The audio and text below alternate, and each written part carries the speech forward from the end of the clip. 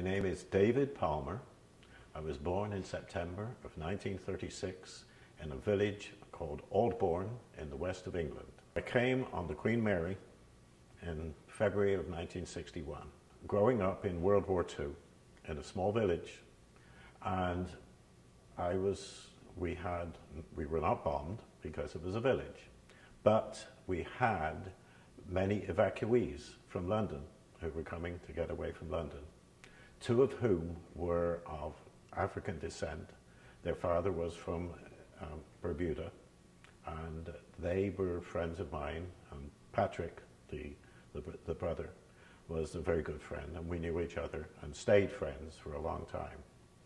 And it was because of Patrick that when I arrived in Baltimore, and I went to the YMCA in Baltimore, and they said, "Welcome to the White YMCA." I did not even know that such a thing as a segregated YMCA existed. And I said, my God, Patrick couldn't even go to this YMCA. And it was from that point on that I determined that I was going to be involved. And so that is part of my decision to be involved. And I came to Washington, D.C. and decided I was not going to tolerate any more racism of any kind. The Young Christian Workers Association, and that was at St. Paul and Augustine's. So it is from that, joining that organization, that I became involved in civil rights activities.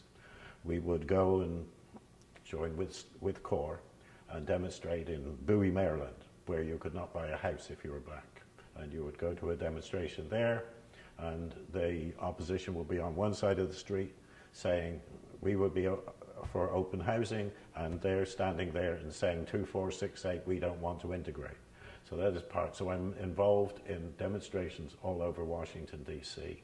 And of course it is part of our organization to become involved. Washington we became aware of because both the person you're going to interview next, Vincent DeForest, and we were roommates.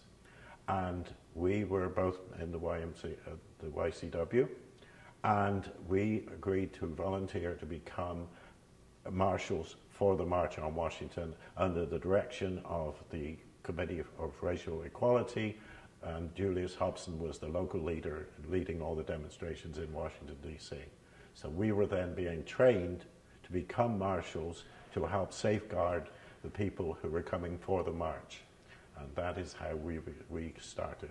And so on the morning of the march, Vincent and I leave the house at 7 o'clock in the morning and go straight down to the march to assemble as marshals, to serve as marshals to safeguard the march. We didn't realize it was going to be as peaceful as it was, because we had been trained to make sure that we would safeguard the people who were there at the march and to make sure that no one fought back in any way whatsoever. But it was a very peaceful and very successful march. As a meat cutter in Washington, D.C. for Safeway, and that was at 14th and U Street Northwest, the center of the African American community there, near St. Paul and Augustine's. And it was there that I was working and dealing with people who were extremely racist and extremely objecting to my association. And then when I told the manager that I was going to be a marshal at the march and I would be taking off on August the 28th, a Wednesday, he said, "Oh my goodness, I can't do that." And I said, "Well, I'm going to." And he had to call the regional director and have a conference. And in the end, they decided, yes, it was all right for me to go. And that was it. But there was...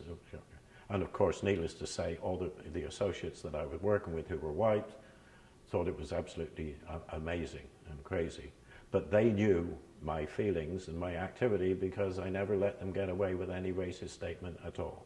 It was a wonderful day all day long.